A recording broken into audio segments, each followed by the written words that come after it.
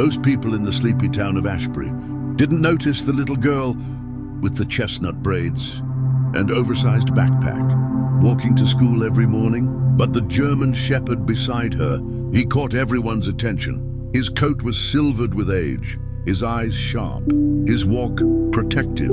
Every morning, at exactly 7:32, the two of them passed the bakery. He never barked, never strayed, and never let anyone get too close to her. His name was Ranger, and her name was Lucy. Lucy was just 9 years old, small for her age, but there was something else about her that made her seem even smaller, like she was always carrying something heavy inside, something she didn't know how to let go of. She smiled, yes, but it was the kind of smile that didn't quite reach her eyes. Every night, after her homework was done, and her little lamp cast a warm glow over her quilt, Lucy would close the door, crawl into bed, and pull Ranger up beside her. She'd lean in close, her voice barely a whisper, and she'd tell him things no one else ever heard. "Ranger, promise you won't tell anyone, but I saw him again today." The dog never moved, but his ears twitched. Lucy lived with her aunt and uncle in a narrow, ivy-covered house on Willow Street. To most, it looked quaint, even charming. But neighbors had learned long ago to ignore the sounds that sometimes slipped from its walls. Her Aunt Jean was stern, but manageable. Her Uncle Mitch was unpredictable. The teachers at school never questioned the long sleeves Lucy wore. Even on warmer days, they assumed she was just one of those shy children. And maybe she was. But there were things Lucy was too afraid to say out loud, so she whispered them to Ranger instead. "Uncle Mitch had his bad eyes today," she'd whisper, burying her face in Ranger's thick fur. "He said if I told anyone, he'd send you away, or worse." Ranger never barked, but his breathing changed. That Thursday night, Lucy's voice trembled more than usual. "There was a man outside school, not Uncle Mitch, someone else. I think he was watching me. I saw him yesterday too. But when I told Aunt Jean, she said I'm imagining things again." She clutched Ranger tight. "No, I'm not imagining, am I?" Ranger stood suddenly, pacing to the door and back again. He sniffed the air through the cracks. Something had changed. That same night, down the road, Officer Paul Renner received a call from the bakery about a German shepherd growling at a parked van near the school. By the time he got there, the van was gone, but he remembered Ranger. Everyone in town did. Loyal, mysterious, watchful, and now agitated. At school, Lucy's teacher, Mrs. Emery, noticed a change. Lucy was quieter. Her eyes darted to windows. She no longer laughed during story time. That Friday, Lucy turned in a drawing for art class, a page filled with strange shapes and shadows. A little girl with long braids, a tall man with no face, and a big, brave dog standing between them. Mrs. Emery called the counselor. The counselor called Aunt Jean. Aunt Jean laughed it off.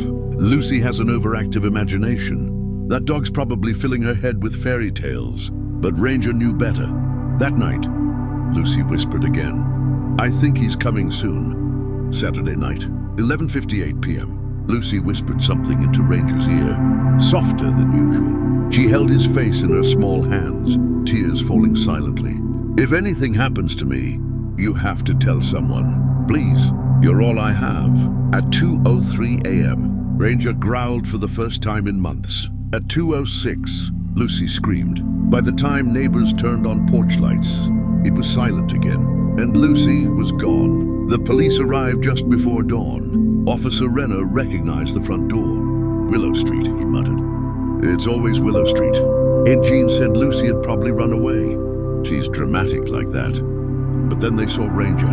He was pacing in the hallway, whining, ears pinned back, tail rigid. He refused to move from Lucy's bedroom door.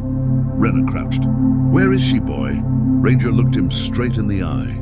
Then he ran out the door, down the street, faster than his age should have allowed. The officers followed him. Ranger didn't stop at the school or the bakery. He ran through the woods behind the church, past the old drainage ditch, to a place only a scared child might hide, under the roots of a hollowed-out tree, tucked beneath a blanket. was Lucy, shivering. "Barefoot and barely awake," she whispered. "I didn't know where else to go. He said he was coming back." Renner wrapped her in his jacket. "Who, Lucy? Who's coming back?" Lucy didn't answer. She just held Ranger's paw. Back at the station, Lucy refused to speak. Not to the officers, not to the counselor, not even to Mrs. Emery. "She's scared," the counselor said. "Terrified. But she trusts that dog more than any of us." Renner had an idea. That night, he asked if Lucy would let Ranger stay in the interview room with her. She agreed. On one condition: no one else, just Ranger. "And can you leave the door open a little?" They watched from behind the glass as she leaned in close to Ranger's ear and whispered. Ranger sat still. Then he turned to the door and barked once. Renner brought in a sketch artist. Lucy stayed silent, but when she whispered into Ranger's ear and the artist showed the sketch, Ranger barked. Again and again.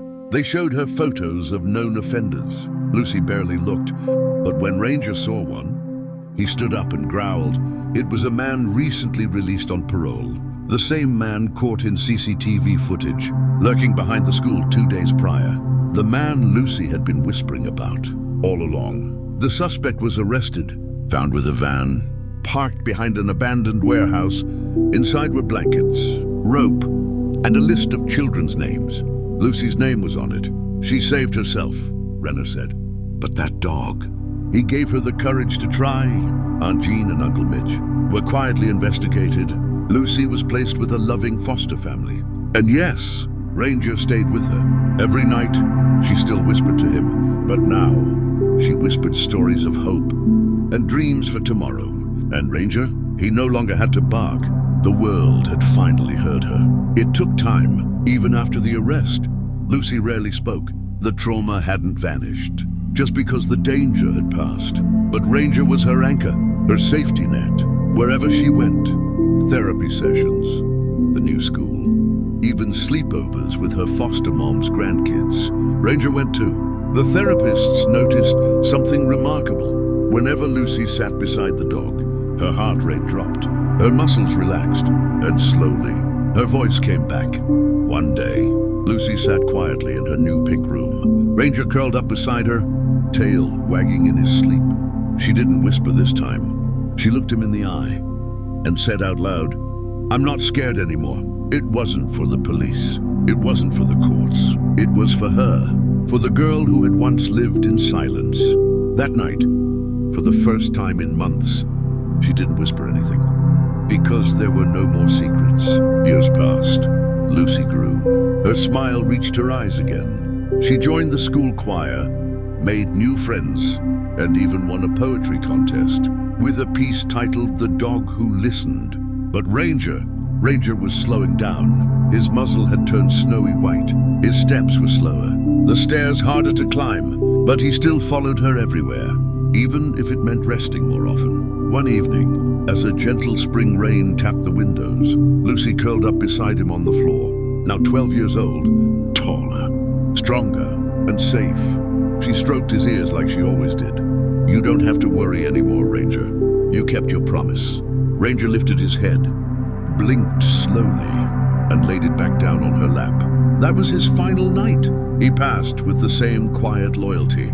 He had lived with close to the girl whose life he had protected, not just with his body, but with his silence. Lucy didn't whisper after that. Instead, she spoke loudly. At schools, shelters, and police programs, she told her story. She told his story about the dog who listened.